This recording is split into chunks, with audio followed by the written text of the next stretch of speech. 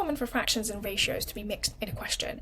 Let's look at this example. Anne and Bob share £240 in a ratio of 3 to 5.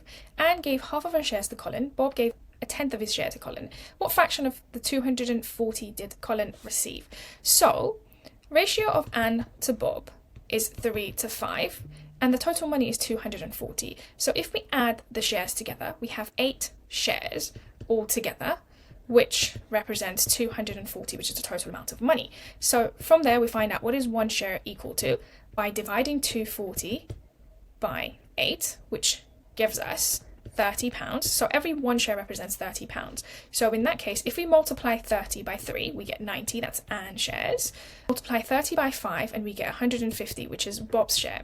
Now Anne gave half of her share to Colin, so half of 90 is £45. And then it says Bob gave a tenth of his share to Colin, which is equivalent to £15. So if we add these two together, 45 plus 15 is equal to £60, and that is the total amount of money Colin received. But pay very close attention to the question. It says what fraction of the 240 did Colin receive, not what amount. So the fraction he received was 60 over 240.